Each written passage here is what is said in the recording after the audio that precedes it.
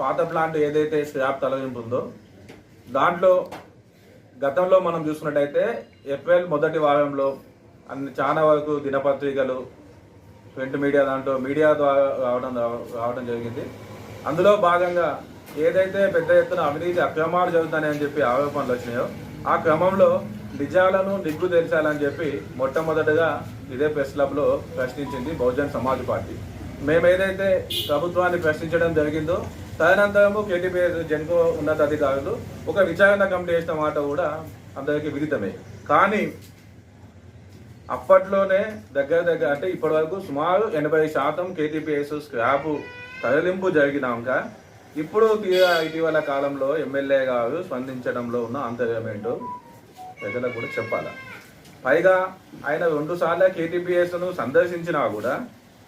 సందర్శించి అసలు ఏం సాధించిందో కూడా ప్రజలకు సమాధానం చెప్పాల్సిన అవసరం ఎంతైనా. ఎందుకంటే 2 సార్లు కేటీపీఎస్ను సందర్శించిండు, ఒకసారి తను పోయిండు, ఒకసారి కలెక్టర్ గారితో పోయిండు.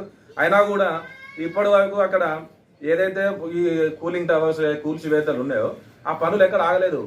ఏదైతే ఈ స్క్రాప్ తరలింపు ఉందో అది మళ్ళీ యథావిధిగా జరుగుతూనే ఉంది. అదేవిధంగా శాసనసభ్యులు అక్కడ మీడియా సమక్షంలోనే విలేకరుల సమక్షంలోనే ఏదైతే గతంలో ఉన్న కలెక్టర్ గారు పాత డేట్ తోటి కూల్చివేతలకి ఎట్లా అనుమతిస్తారని చెప్పి జెన్కో ఉన్నతాధికారులను ప్రశ్నించిన మాట వాస్తవమా కాదా? ప్రశ్నించినా కూడా ఏమన్నాడంటే పెద్ద ఎత్తున అవినీతి అక్రమాలు జరిగినాయి. ఇందులో ఈ కేటీపీఎస్ స్క్రాప్ లో నిందితులు తేలే వరకు విచారణ పూర్తయ్యే వరకు ఏదైతే ఉన్నత స్థాయి కమిటీ వేసి విచారణ చేసే వరకు ఈ స్క్రాప్ తరలింపు జరగడానికి వీల్లేదు, ఆపిచేయాలని చెప్పి ఎమ్మెల్యే గారు చెప్పినా కూడా 4 రోజులు గడవక ముందే మళ్ళీ స్క్రాప్ తరలింపు ఎట్లా జరుగుతుందో కూడా ఖచ్చితంగా నిజాలు నిగ్గు తేల్చాల్సిందే. అదే రకంగా మనం చూసుకున్నట్టయితే ఏదైతే జిల్లా కలెక్టర్ గారు ఉన్నాడో శాఖాపరమైన విచారణ జరుపుతామని చెప్పిన కలెక్టర్ గారు విచారణ ఎంతవరకు వచ్చిందో ఖచ్చితంగా బహిర్గతం చేయాలి. ఎందుకంటే విచారణ జరిపిస్తామని చెప్పిండు, తదుపరి ఆదేశాలు ఇచ్చే వరకు స్క్రాప్ తరలింపును నిలుపుదల చేయాలని చెప్పి స్థానిక ఎమ్మెల్యే కలెక్టర్ గారు చెప్పినా కూడా ఏ విధంగా స్క్రాప్ తరలిపోతుందో కూడా ఖచ్చితంగా ప్రజలకు సమాధానం చెప్పాల్సిన అవసరం ఎంతైనా ఉంది. మేము బహుజన్ సమాజ్ పార్టీగా ఒక్కటే డిమాండ్ చేస్తున్నాం.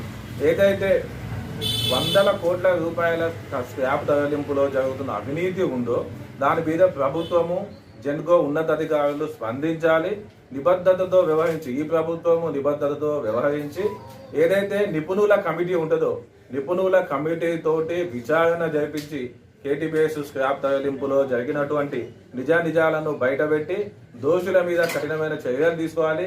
ఏదైతే 100 కోట్ల రూపాయల అవినీతి జరిగిందో దాన్ని అంతటిని కూడా రికవరీ చేయాలని చెప్పి కూడా మేము బహుజన్ సమాజ్ పార్టీ నుండి డిమాండ్ చేస్తున్నాం.